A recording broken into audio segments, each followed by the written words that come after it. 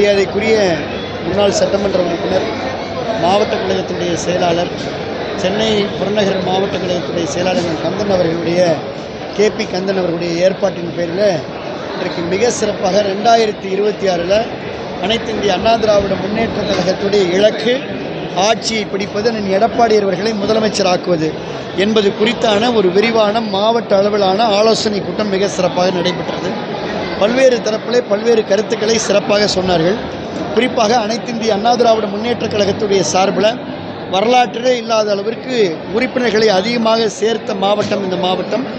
வீடு தேடி அதிமுகவுடைய உறுப்பினர் கார்டை, உறுப்பினர் அடையாளத்தை, அங்கீகாரத்தை ஒரு திருவிழா போல சென்று இந்த கார்டை விநியோகிக்கக்கூடிய பணி நடந்து கொண்டிருக்கிறது. புரட்சித் தலைவர் எம்ஜிஆர் காலத்திலேருந்து, அம்மா காலத்திலேருந்து வீடு தேடி அதிமுக கார்டை கொடுக்கறது இப்போ தான் அண்ணன் எடப்பாடியார் காலத்தில் கொடுக்குறோம். மக்களிடம் நல்ல வரவேற்பு இருக்கிறது. ஆட்சி மாற்றத்திற்கான அறிகுறியை இந்த உறுப்பினர் கார்டு வழங்குகின்ற நிகழ்வுகளை பார்க்கின்றோம். இந்த நிகழ்வுகளை பார்க்கின்றோம். ஆக 2026 எடப்பாடியார் முதலமைச்சராக வருவார். அதற்கான அத்தாட்சி தான் இந்த கூட்டம். முனை எத்தனையாக இருந்தாலும் வெற்றி 2026 அதிமுக இருக்குங்க. அதிமுக இயக்கம் என்பது ஒரு வலுவான, பலமான, மக்களோடு பின்னி பிணைந்திருக்கக்கூடிய இயக்கம். நடைபெறக்கூடிய 26 தேர்தல் அதிமுக, அதாவது சட்டமன்றத்திற்கான ஆட்சி மாற்றத்திற்கான தேர்தல். இந்த தேர்தலில் அண்ணன் பொதுச் செயலாளருடைய வியூகம் வெற்றி பெறும்.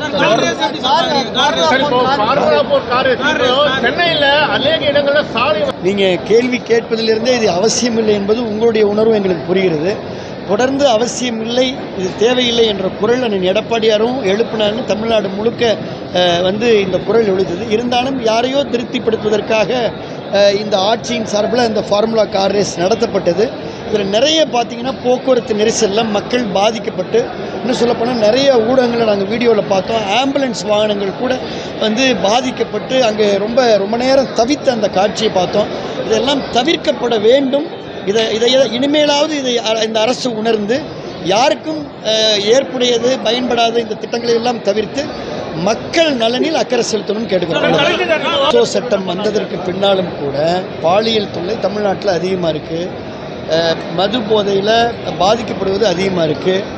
கள்ளசாராய விற்பனை அதிகமாக இருக்குது. தொடர்ந்து சட்டம் ஒழுங்கு சீர்குலைவு இருக்குது. இதையெல்லாம் எதிர்க்கட்சியாக இருக்க அதிமுக குரல் கொடுத்து கொண்டிருக்கிறது.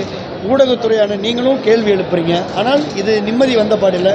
26 ஆட்சி மாற்றம் தான் இதற்கு ஒரே தீர்வு.